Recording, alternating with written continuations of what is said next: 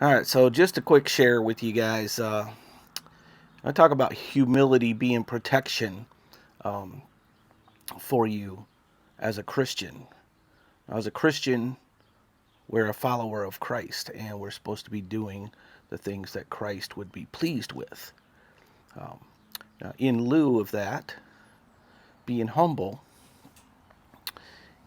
is your strength in your protection with God.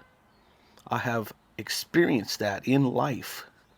Now, I know a lot of people that know me probably going to say, well, I don't know that you're so humble. Well, no, I'm a principled person, but that's not humility.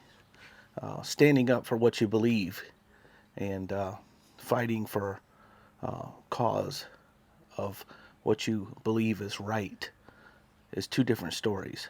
When you stand up for what you believe, people do mistake that for not being humble.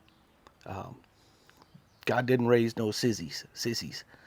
God don't have any sissies in his army. Um, I'm not talking about mean, um, negative people. I'm talking about people that are going to stand on the truth of God's word. And when I say God, I'm talking about Jesus Christ because I am a Christian.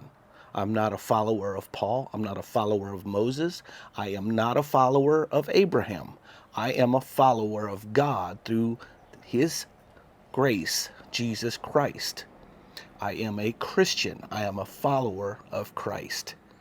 Many of you that are in church and feel that you're Christians, you're not really Christians because you're following after man. You're following after Paul, who is not an apostle according to the um, criteria that Peter and the rest of the apostles set up when they were replacing Judas when Matthias was selected. Paul was not there. Anyhow, I'm not going to get off on that tangent. You can go to other recordings and you can see exactly how I point this stuff out. But let me tell you something about humility. Humility is a choice. And some of you feel like, oh, I've been humbled all my life. No, you've been poor all your life. You've not had opportunities to make choices all your life. That's what you're truly saying. Humbleness is a choice. Humbleness means that I have every opportunity to go against something. I may even have resources to go against something. But because I want to be humble and I want to let God take care of something and I want to be under the shadow of his mercies, I will revert to humility. I will say, I will let God handle this. And that is what true humility is. True humility is when you could do something, when you could say something, when you could enact something, when you could change something, you leave it to God. Or you take the high road, the Christ road, and you say, Lord, I'm not I'm not qualified to be in your stead to make this choice that is their life. We don't have humility in churches today that so called because these people feel like they are have authority through Jesus Christ, which is a lie because they don't even serve the Jesus Christ that is in the Bible. So, anyhow, I just wanted you to know that that shadow of protection that comes from God is really based on your humility. That is where you will find protection from God. And just a quick story. Um, I was rolling through a small town. Um, I am pretty squared away on all my things, my obligations, uh, be legal, and all those things. Trying to be very honest with everything that I do, um, and I have to believe in it to profess it. And so I was cruising through this small town, coming back from another place, and I seen two cars in front of me at the stop sign going through this small town. I think it was a one light town. And as I was going through, I seen those two was speeding up rather, but I seen a police, local police there. And when I went, I seen him come back behind all of us, and I thought, he's going to get them because they really, took off out of there pretty good, and I don't think they even saw him. But lo and behold, he pulled me over. And when he pulled me over, I was like, that's odd. I wouldn't suspected he would have pulled me over. But in my confidence in the Lord and trying to do what is right, my humility and obedience to the Lord, and I wasn't afraid of anything, but I was very curious of why he had pulled me over.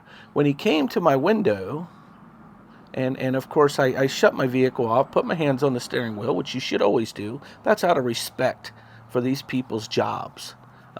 They would like to go home to their family each night, and they would like to be assured of that.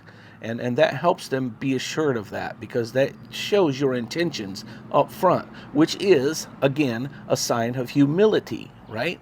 Honor and respect.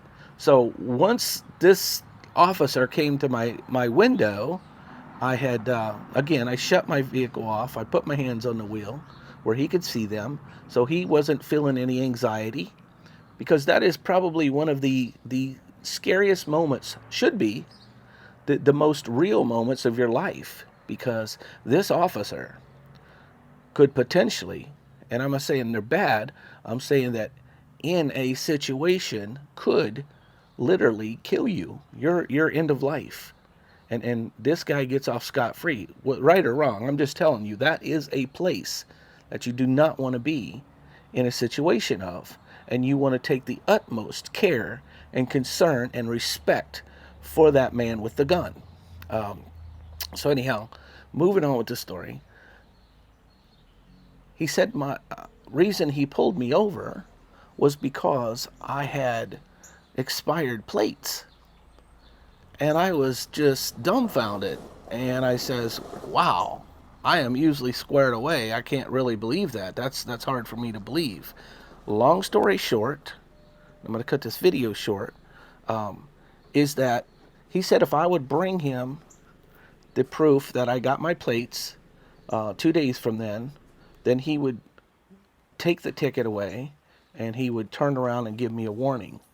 Thus said, I did that, but I respected and I gave honor to that situation.